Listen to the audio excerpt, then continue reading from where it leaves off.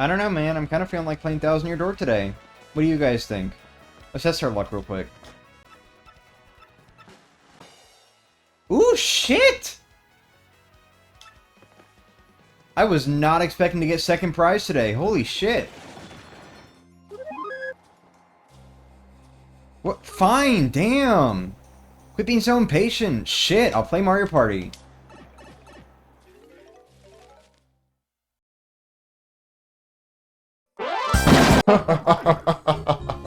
Welcome back to the Mario Party 3 Story Mode Series playthrough number 2. We're playing as Luigi, and today we're going to be finishing up Waluigi's Island, the last board. You know, we already know the whole thing, whatever, we've been through this once. So let's go ahead and just begin, as usual. To get an S-star level on any board with the Battle Royale rule set, you have to win with 2 stars over second place, so let's go ahead and get started.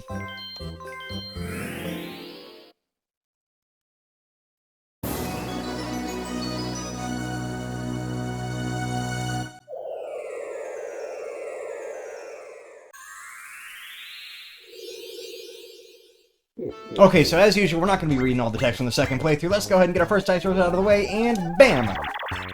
Yeah! I don't know, man. I'm still kind of feeling like playing Paper Mario. I might be real with you.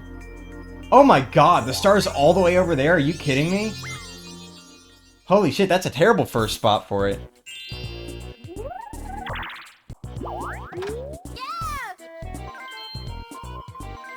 Oh, what the fuck? Why are you getting a warp block, dude? What is that gonna do? What is that gonna do for you? Ah, screw it. Let's do it. Everyone, give it up for my one true love in life, Paper Mario from Mario and Luigi Paper Jam. The Paper Mario series started like any good spin-off does, with the titular character being introduced in one of the main RPGs, 2015's Mario and Luigi Paper Jam. Now, this game sold considerably less than other entries in the Mario & Luigi series, but it's for that reason that the developers wanted to give Paper Mario another chance. The following year, Paper Mario got his own debut in Paper Mario Color Splash, which sold considerably less than Paper Jam. However, it's for that reason that the developers wanted to give Paper Mario another chance. Mario? What you getting? A mushroom. You know what the shape of the mushroom kind of reminds me of?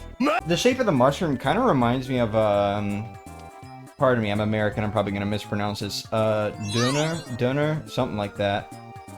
It's like this meat that's very popular, like, pretty much in a lot of other places in the world, especially in Germany, and I think also Turkey?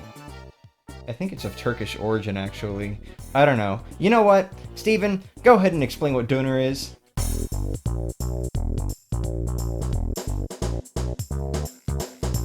Döner kebab is a dish of Turkish origin made of meat cooked on a vertical rotisserie. Seasoned meat stacked in the shape of an inverted cone is turned slowly on the rotisserie next to a vertical cooking element. The operator then uses a knife to slit thin shavings from the outer layer of the meat as it cooks. The vertical rotisserie was invented in the 19th century by the Ottoman. You know what? Just look it up yourself. Search engines are free. Thank you, sweetheart. Okay, so I think we need to go ahead and talk about the board mechanics real quick. So, the reason I was so surprised about this star spawning like all the way over here, for anyone who wasn't here during the first playthrough of this board, long story short, this island, you know, already looks pretty crazy, right? I mean, you see all these item spaces here, which, you know, it just like, you could get any fucking item from that. But it will not be this. Well, probably. It probably will not be this by the time I actually get over here. The thing about this particular island is it changes what the primary space here is every turn. Aside from this bank space, and if the star is here, actually, well, I think they're like 2 star, like, yeah, right here. There's another star space right here. You see that little circle? Anyway, so the thing about this island is, aside from this bank space, all of these spaces right here will change to another space on every turn, and I think it's just randomly decided, aside from maybe just not letting it be the same space 2 consecutive turns. Maybe? I'm not 100% sure on how it works, but it's really crazy because you could have like this island full of just blue spaces, you know, harmless little blue spaces, or you could have red spaces, or literally all Bowser spaces, which would be terrifying if this was literally any other Mario Party game, but unfortunately Mario Party 3's Bowser spaces aren't really all that threatening because, you know, you can just time the wheel and get the outcome you want, and like a third of the outcomes are actually good for you in some way, so, you know, cool. Great thing there, right? But then you also have chance... Oh, I just noticed the piranha plant is, like, chewing on one of them. You also have chance time spaces, which can be terrifying if you're bad at timing them, or terrifying if you're the player who isn't landing here, or great for you, or you get the idea. And then there's Game Guy, which is, like, way more terrifying than chance time, no matter who you are.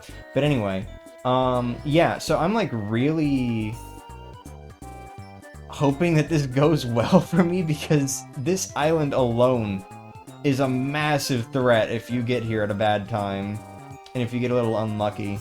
Specifically talking about, Game Guy here. But anyway, there are two ways to get onto this island. There's this little bridge right here, and there's this bridge right here. They're both sort of like drawbridges that are activated by the respective happening spaces, and, only one of them can be up at, or down. Only one of them can be down at a time, I think. The rest of this board is pretty standard, honestly. You pretty much just kind of like go around this board in any sort of direction. This number will go down every time someone lands on a happening space, and when it reaches 0, everyone on this island will lose all of the coins that they have. This island is really good for grinding the happening star, but you should not be here if... Okay, let's go. A 3? Are you kidding me? At least I got the Toad Shop. Alright, what do I want to buy? Cell Shopper could be pretty good. You know, actually, that kind of reminds me of something. So, the Cell Shopper, it's a phone, right? You use it to call the shops. Speaking of phones, I kind of want to talk about, like, this game that is pretty old, but it's not really, like, old. It's, like, maybe about 7 to 8 years old, and it also no longer exists. That game is called...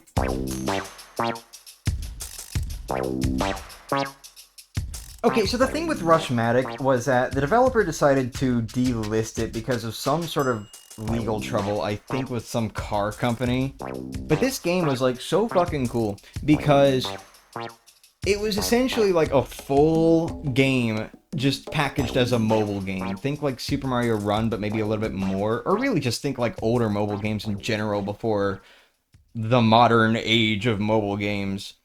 And the thing about it was, the core gameplay involved racing a timer or player to the goal at the end of the level, but instead of platforming, you were sort of digging through dirt in levels reminiscent of what you'd now find with, like, I don't know, E-Balloon races in Super Mario Maker 2, I guess? Anyone familiar with those levels? Yeah, it was sort of like that, but it was still... It still had 2D platforming elements. Like, it controlled like a 2D platformer. But the main gimmick centered around the digging and not as much the jumping. And you could customize your character to be whoever or whatever within the game's limits, though there were some things that had to be unlocked with story progress. There was a single-player story mode, and it was very, very interesting. It had a single-player mode and a multiplayer mode, and the multiplayer mode was kind of generic, had about like 15 to 20 possible stages, but some of them were unlocked with like a ranking system, so you did have to perform well consistently to be able to play more of the game in the multiplayer mode, so there was still something there. And you would race up to 5 players to the goal of a level, so like 6 people in a race. And the winner would be the one who gains the experience to rank up. Now, the single-player mode was way better. It had like it actually had a story. There was a whole story. It was a story mode. I really liked it. The basic premise was your guy, your gal, whoever, whatever you're playing as, your creature, whatever you're playing as, there was a lot of versatility. Your character would fall into a mountain while climbing it, and end up finding this shrine containing the elastic shovel, which would be pulled out sort of like the Master Sword, or, you know, like just the sword in the stone type thing. And the elastic shovel would dig out clumps of dirt with a sort of bag-like bend, or like a net. Like a net! There we go, that's a better comparison. It was like a net, but it was a shovel. So you would go through the mountain and eventually find someone who was trapped in like a cave beyond some boulders that seemed unbreakable, and, well, quite frankly, the way you get there isn't even through the boulders, you like dig in through the top, essentially. And this guy pretty much tells you that he was part of an excavation team who all went in there together to explore the mountain and uncover some of the legends regarding the minerals that were there, because they were pretty magical apparently. And unfortunately, a lot of these other people, actually I think all of the other people that this guy went in with also ended up trapped deeper into the mountain, and the only reason he was able to get as close to the surface as he could was because he had the proper materials and was going to go get help, but then got trapped himself. Going through the levels, you would find these things called rush power-ups, which would make you move through the dirt faster in some way, whether it was increasing the area of the dirt being dug up, or allowing you to rapid dig, or just something along those lines. I think there was even a ghost power-up that would allow you to travel a certain distance through the dirt without having to dig it, and some of the collectibles in each level could actually take advantage of power-ups like that. But like, keep in mind, with what I just described, you could already dig really fast. Like, you tap the dig button in the bottom right, and the dirt in front of you is just gone. The entire idea of the game is it's a rush. And the power-ups did exist in the multiplayer mode, though some would have to be removed out of lack of relevance or from being too overpowered, like the ghost power-up, or like one that would show up specifically in boss fights. The game was segmented into small levels that had timers, which is why you had to go fast, but they did have 3 stars in them each that you could find. This was the main collectible I was talking about earlier. Think like the star coins in the new Super Mario Bros. Games. That sort of thing. Every world, which I think there were like 5 or 6 of them, had 20 levels, and the 10th level of a world had you racing a rival character to a button at the end that would blow up that section of the mountain, so there were some really fucking high stakes. These levels were like the best ones in my opinion, and the stars were never too far out of the way. You just had to react quickly to things happening, or play very well to actually be able to get them usually. Okay, so the 20th level would be the boss stage, not like any sort of big stage leading to a boss, just a straight up boss fight. The special power-up was usually something that would increase the actual attack power of your shovel, which is what you would use as a weapon against whatever big bad you were fighting. Genuinely, this game was so cool, and the story was, well, the story was alright, I guess. But the gameplay was what was the best about it. But I don't think I ever actually finished it, because I was pretty focused on just playing multiplayer with my friends, and I'm not really one for mobile games, honestly. So, you know. But the best part about it was how I need you to open up so I can Rush-matic into your mouth. The game never existed. It was all bullshit. Oh!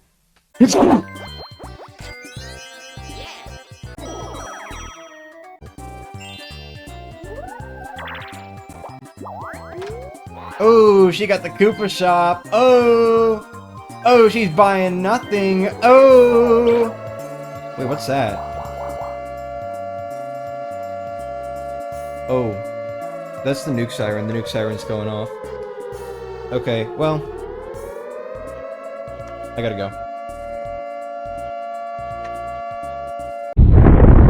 The next entry in the series was Paper Mario the Origami King. Fans of Color Splash hated this one, claiming it wasn't like the classic Paper Mario or whatever, but the new fans loved it. So much so that the Origami King sold 5 more billion pesos. This gave Paper Mario the boost it needed, and the developers began to make another title, Paper Mario the Thousand-Year Door. The crowd went wild, people loved the concept, but ultimately it fell short of the Origami King's sales. To this day, Paper Mario the Origami King remains the fan-favorite Paper Mario title.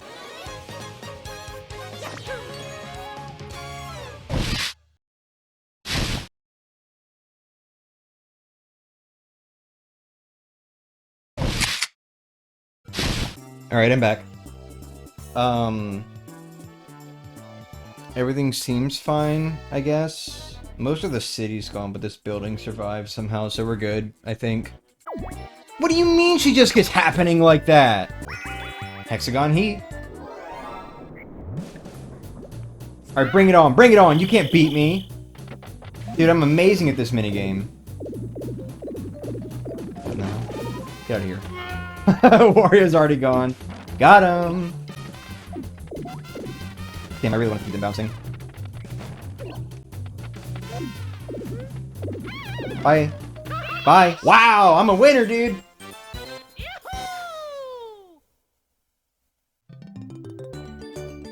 Awesome! Look at me, dude. I'm a winner! Speaking of being a winner, though, did you know that there's actually a way to peek into a universe where Steven is the primary streamer between the two of us? Check it out! I'm Luigi Soup.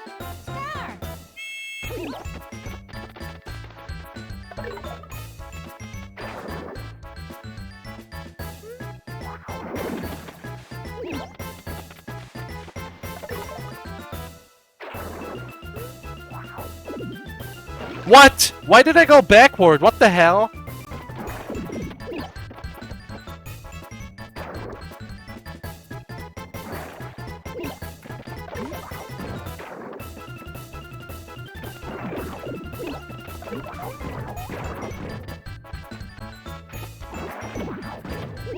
There's no way, this game's broken.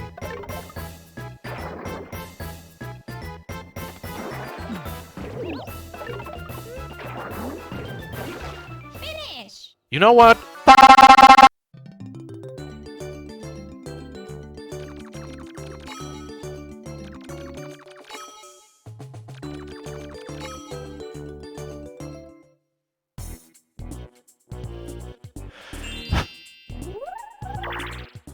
I think I'm good, actually.